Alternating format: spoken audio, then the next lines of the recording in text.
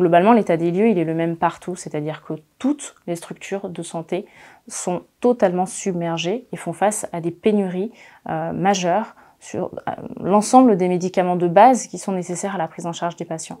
Il n'y a pas un hôpital à Gaza qui fonctionne normalement.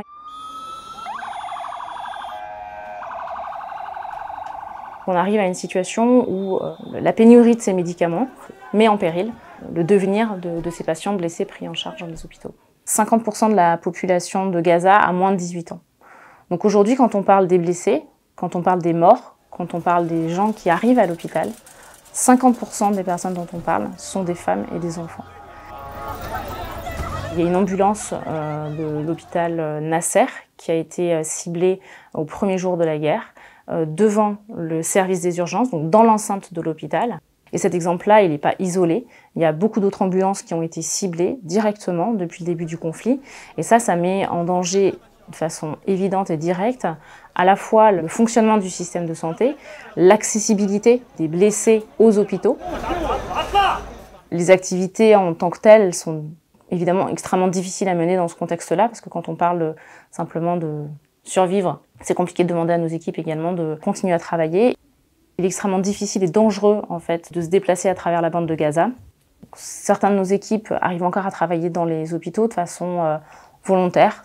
Sur l'ensemble de notre personnel, on avait des équipes qui étaient dédiées plutôt sur les activités chirurgicales. La majorité d'entre eux arrivent encore à travailler dans les différentes structures de santé en fonction de où ils habitent actuellement, où ils ont été déplacés.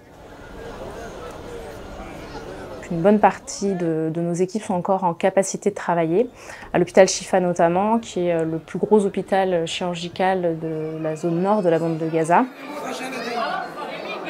La situation dans cet hôpital, elle est catastrophique, elle empire de jour en jour, du fait de l'afflux continu et massif de blessés liés au bombardement. L'hôpital est aujourd'hui submergé par le nombre de patients. Aujourd'hui, MSF a donné la totalité de son stock au ministère de la Santé pour être capable de faire face au flux continuel de patients qui arrivent. Tout a été donné. Et les hôpitaux font encore face à des ruptures. Tout ce qui est médicaments, pansements, cathéters, etc. On ne peut pas opérer un patient sans médicaments qui permettent de l'endormir. Aujourd'hui, nous n'avons plus aucun narcotique dans notre stock, tout a été donné. L'autre chose extrêmement difficile pour les hôpitaux aujourd'hui, c'est qu'ils font face à une pénurie de carburant qui permet de faire fonctionner les générateurs. Les générateurs, c'est ce qui permet d'avoir de l'électricité. Et aujourd'hui, un hôpital qui fonctionne sans électricité, c'est un hôpital qui ne fonctionne plus. Ça veut dire concrètement que les incubateurs de néonatologie vont arrêter de fonctionner, les respirateurs des services de réanimation vont s'arrêter, les blocs opératoires ne pourront plus fonctionner et tous ces patients-là vont décéder des suites de l'interruption de l'approvisionnement en électricité. De plus, les personnes les plus vulnérables, qui sont les personnes qui ont des maladies chroniques, les femmes enceintes, les patients qui ont des cancers, des diabètes, toutes ces pathologies-là qui sont d'une banalité les plus évidente dans la plupart des contextes habituels, deviennent en fait des facteurs de risque très importants. L'état de santé de ces personnes-là va se dégrader très vite. C'est une certitude. On recense les blessés, on recense les décès. C'est finalement la face émergée de l'iceberg. Le risque, c'est qu'on soit face à un nombre de victimes beaucoup plus important du fait des conséquences indirectes du conflit. Déplacement de population, absence d'accès à l'eau, absence d'accès à l'électricité, absence d'accès à des abris, simplement à la nourriture. Les gens trouvent refuge dans des écoles, dans des hôpitaux. Et en fait, on se retrouve avec un nombre extrêmement important de personnes dans des endroits qui ne sont pas faits pour les accueillir.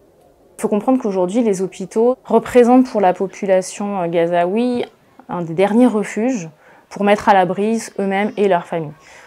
On se retrouve dans des situations où les hôpitaux déjà sont submergés de patients, mais aussi deviennent des vrais camps de réfugiés.